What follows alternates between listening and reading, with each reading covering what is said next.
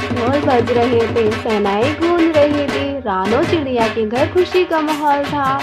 माँ, आज मैं बहुत खुश हूँ। मेरी गुड़िया की शादी एक अमीर परिवार में जो हो रही है। बेटी, चिड़ा पक्षी स्वभाव का अच्छा होना चाहिए, जो हमारी गुड़िया को हमेशा खुश रखे।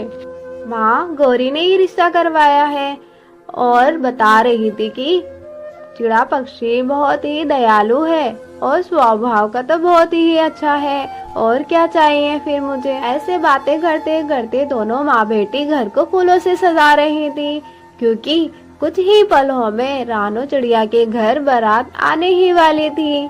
गुड़िया, आप तैयार हो गई हो? बारात किसी भी वक्त आती ही होगी। फिर गुड़िया अपना चेहरा मम्मा चिड़िया की तरफ करती है।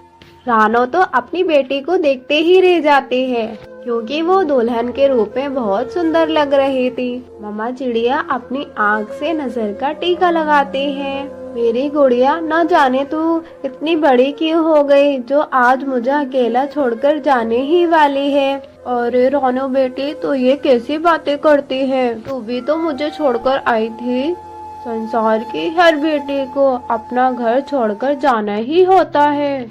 उन दोनों के जाने के बाद गुड़िया तो झट से दरवाजा बंद कर लेती है और मोंटू चूड़े को फोन लगाती है।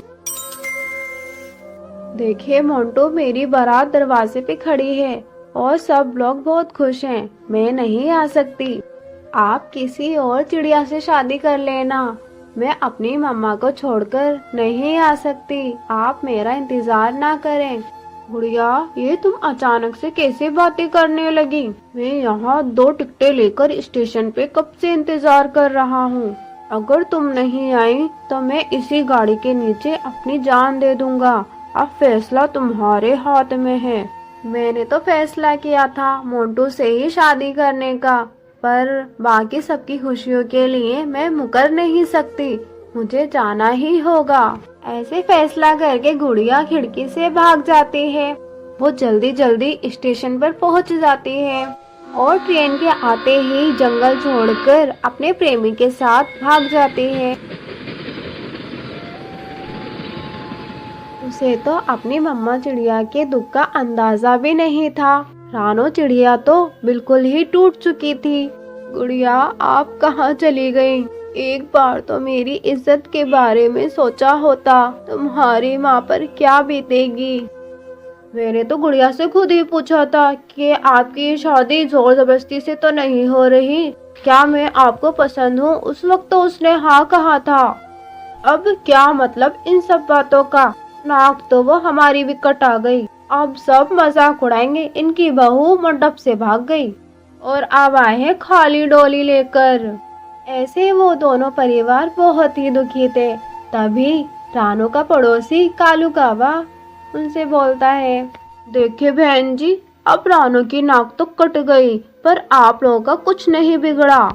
मेरे दोस्त चिड़े की एक बेटी है जो शादी के लायक है, पर बेचारी थोड़ी काली है। आप कहें तो उसे बुला दूं?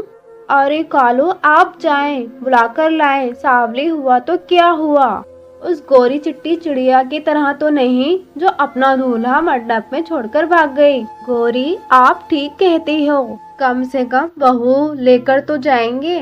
खाली डोली ले जाने से तो अच्छा ही होगा हम काली बहू ले जाएं। गोरे रंग की तो वो बेशरम गुड़िया ही बहुत थी। वहाँ पे सभी मौजूद पक्षी गुड़िया के बारे में भला बुरा बोल रहे थे।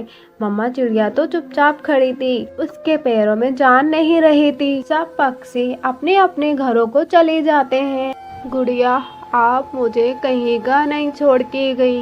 ये दिन मेरी जिंदगी का सबसे बुरा दिन है।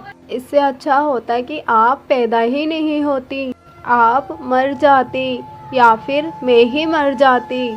कम से कम ये दिन तो देखना नहीं पड़ता। रानो बेटी, संभाल अपने आप को।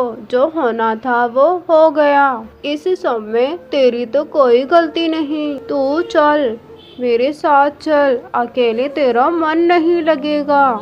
ऐसे रानो की माँ उसे अपने जंगल ले जाती है। इधर 2 दिन के सफर के बाद गुड़िया मोंटू चूड़े के घर पहुंच जाती है। गुड़िया मेरा घर यही है, तुम्हें अच्छा तो लगा ना। घर तो घर होता है, फिर अच्छा लगने का क्या मतलब। बस घर में रहने वालों के बीच प्यार होना चाहिए। ऐसे बोलकर गुड़िया घोंसले में बैठी ही थी। तभी मोंटू चिड़े की माँ घर में आ जाती है। मोंटू उसे गुड़िया के बारे में सब बता देता है। बेटे, बिरादरी क्या है इस चिड़िया की। मोंटू जैसे ही गुड़िया की बिरादरी बताता है, उसकी मम्मा तो आग बबूला हो जाती है। वो गुड़िया को भला बुरा बोलती हैं। तूने सोच भी कैसे लिया, मैं इस छोटी बिरादरी वाली को अपनी बहू बनाऊंगी। और तू अभी तक मेरे घर में रुकी है, चल बाहर निकल, मेरे घर से बाहर निकल। मोंटू चिड़ा तो खामोश खड़ा था। उसकी मम्मा तो गुड़िया को बार बार बाहर निकलने के बारे में बोले जा रही थी। मोंटू, आप कुछ बोलते क्यों नहीं? हम दोनों तो शादी करने वाले हैं, अपनी मम्मा को बोले। हाँ तो अभी तक शादी की तो नहीं है, करने ही वाले थे। अब मेरी मम्मा को तुम पसंद नहीं हो तो मैं क्या करूं? अब तुम अपने जंगल लौट जाओ।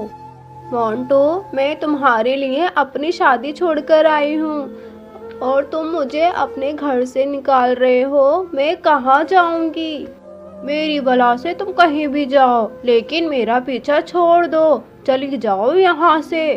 गुड़िया तो जीते जी मर जाती है। वो उसे बाहर भी कर देते हैं।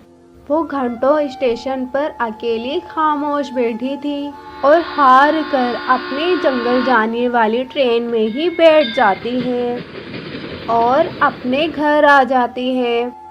गुड़िया, अब क्यों लौट कर आई हो? जाते जाते मुझे थोड़ा जहर क्यों नहीं दे गई, जो इतनी बदनामी के बाद मैं तुझे जिंदा ही नहीं मिलती। चली जाओ यहाँ से। माँ, मुझे माफ कर दो, मुझसे बहुत बड़ी गलती हो गई। तुम्हारे माफी मांगने से अब क्या होगा?